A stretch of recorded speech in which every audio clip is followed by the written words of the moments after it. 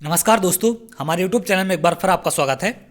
आज मैं आपके लिए संविदा शिक्षक वर्ग 3 के 7 मार्च का जो पेपर हुआ है उसके पहली शिफ्ट के क्वेश्चन लेकर आया हूं कि कौन कौन से शिफ्ट में आज पहली शिफ्ट में क्वेश्चन पूछे गए हैं और कैसा क्या आज का पेपर रहा है। तो जैसा कि बहुत सारे क्वेश्चन अंतरिक्ष से पूछे जा रहे थे अब तक, लेकिन आज की 7 मार्च की पहली शिफ्ट में अंतरिक्ष से मात्र 2 क्वेश्चन पूछे गए हैं। एक था इसरो के ऊपर और एक था सैटेलाइट के ऊपर। तो यहाँ से कुछ चीज़ें चेंज हो रही हैं, कुछ बदलाव हो रहा है पेपर में।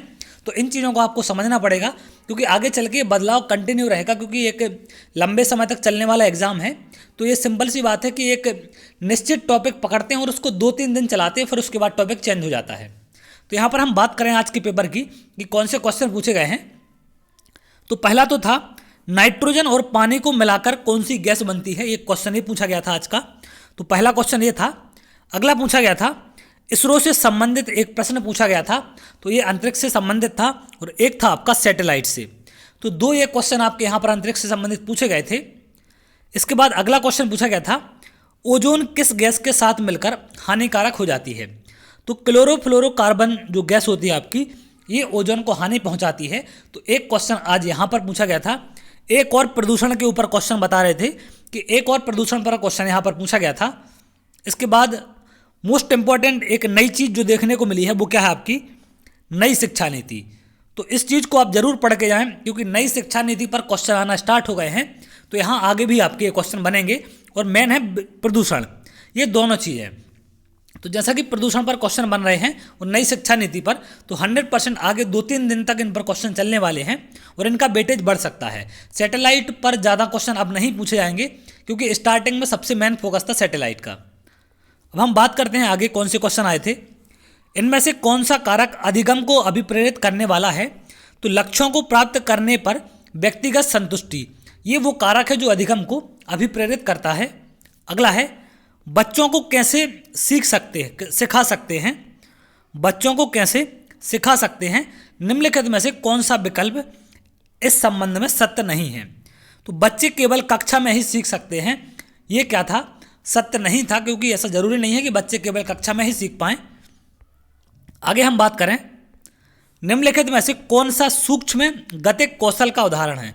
तो सूक्ष्म गतिक कौशल का कौन सा उदाहरण है, लिखना, ये क्वेश्चन पूछा गया था। अगला था किसी बालक में पाठन कौशल संबंधी विकास करने का उत्तम ढंग है। तो कौन सा होता है, उसके प्रेरकों का मार्गांतीकरण करना, जो उसके प्रेरक हैं उनका मार्गदर्शन करना या उनका मार्गांतीकरण करना ही इसका विकास करने का एक उत्तम ढंग हो सकता है। अगला था एक विकलांग बच्चा पहली बार विद्यालय आता है, तो एक शिक्षक को निम्नलिखित में से क्या करना चाहिए। तो जब कोई विकलांग बच्चा स्कूल आता है, विद्यालय आता है, तो शिक्षक का क्या कर्तव्य होता है, उसको क्या करना चाहिए। सहयोगी योजना विकसित करने के लिए बच्चों के अभिभावकों के साथ चर्चा करनी चाहिए। तो जो बच्चों के पेरेंट्स हैं, अभिभावक हैं, उनके साथ उनको चर्चा करनी चाहिए, ये ऑप्शन इसका सही था। अगला था व्याकरण शिक्षण की वह पद्धति अपेक्षाकृत अधिक उचित है जिसमें बच्चे उदाहरणों से नियमों की ओर जाते हैं। क्लियर है। तो उदाहरण के द्वारा जो नियम समझाए जाएं वो विधि ज़्यादा अच्छी होती है, अधिक उचित होती है। अगला था अपनी कक्षा में समावेशी माहौल का निर्माण करने के लिए आप किस बात को सबसे महत्वपूर्ण मानते हैं।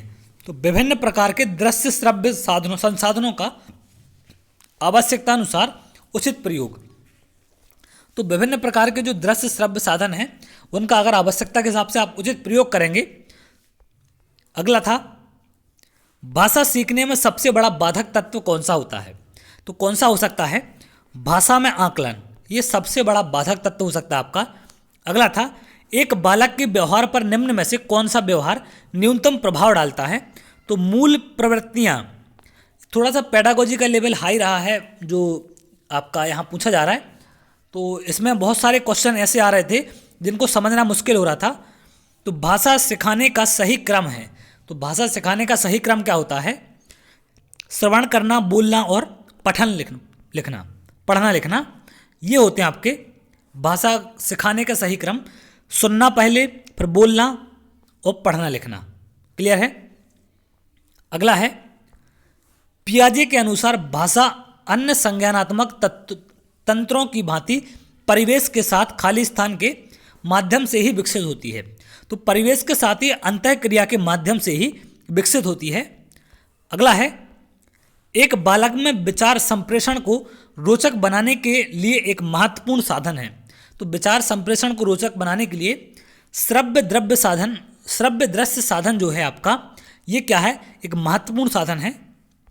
अगला था, एक शिक्षक होने के नाते यदि आपका मन अपनी निजी समस्या से ग्रसित है तब आप क्या उचित समझेंगे। तो एक शिक्षक होने के नाते आपका मन निजी समस्या से ग्रसित है तो अपनी समस्या अपने तक ही आप सीमित रखेंगे, उनका असर बच्चों पर नहीं होना चाहिए या विद्यालय के किसी भी टाइप के शिक्षण में उनका असर ना दिखे। अगला है, जब कोई बालक किसी कार्य को अपनी इच्छा से करता है तो उसे क्या कहते हैं, उसे आंतरिक प्रेरणा कहा जाता है। अगला क्वेश्चन था, प्रशिक्षण स्थानांतरण का संबंध निम्नलिखित में से किसके साथ है। तो एक परिस्थिति से प्राप्त प्रशिक्षण का दूसरी परिस्थिति से सीखने में उपयोग करने के साथ होता है। अगला था, मानसिक दृष्टि से पिछड़े बच्चों की पहचान की जा सकती है। तो कैसे की जा सकती है, अनुशासनहीनता के आधार पर। मतलब जो मानसिक रूप से पिछड़े हैं वो कुछ ऐसी हरकतें करते हैं, कुछ ऐसी अनुशासनहीनता करते हैं जिनसे उनको अलग पहचाना जा सकता है। अगला है, क्रिया की सफलता से संतोष एवं असफलता से असंतोष होता है। थार्नडाइक के किस नियम की ओर ये इशारा करता है, ये चीज़ बतानी थी आपको। तो थार्नडाइक के प्रभाव के नियम की ओर ये चीज़ इशारा करती है। अब हम बात करते हैं मैथ में क्या नई चीज़ें आज देखने मिली हैं। तो सबसे पहला तो समय और दूरी से क्वेश्चन आया है। चतुर्भुज से यहाँ पर क्वेश्चन पूछे गए हैं आपके, और भिन्न से विभाज्यता नियम अभी भी यहाँ पर चल रहा है। औसत प्रतिशत, इनसे आपके मेन क्वेश्चन आ रहे हैं। तो इन चीज़ों को आप देख के जाएं, यहाँ से बहुत सारे क्वेश्चन बन रहे हैं आपके। तो आज समय दूरी एक नई चीज़ यहाँ पर ऐड हुई है। तो आगे चल के time and work, pipe and system भी आपका आ सकता है। हिंदी की अगर हम बात करें, संधि समास, तद्भव, गद्य पद्य पर एक पैराग्राफ आया था। पर्यायवाची विलोम शब्द और समानार्थी शब्द भी आज देखने को मिले हैं। ऐसे ही इंग्लिश की अगर हम बात करें तो उसमें भी एंटोनिम, सिनोनिम वगैरह आए हैं और पैसेज वगैरह उसमें भी आ रहे हैं। तो ये था आज के पेपर का एनालिसिस जो आज पूछा गया है। तो अगर आपको वीडियो को अच्छा लगा हो तो वीडियो को लाइक कर लें और चैनल को सब्सक्राइब कर लें, जिससे आपको और भी आगे के एनालिसिस मिल सकें। और जो भी इंपॉर्टेंट टॉपिक ऐसे होते हैं जैसे विभाज्यता का नियम है, तो ये सारी चीज़ें मैं अलग से आपको पढ़ा चुका हूँ, भिन्न के ऊपर वीडियो डाल चुका हूँ और अंतरिक्ष पर। तो डिस्क्रिप्शन में आपको लिंक मिल जाएगी, उनको आप जरूर देख लें, क्योंकि वहाँ से आपका 6-7 नंबर 100% हर पेपर में श्योर हो जाएंगे।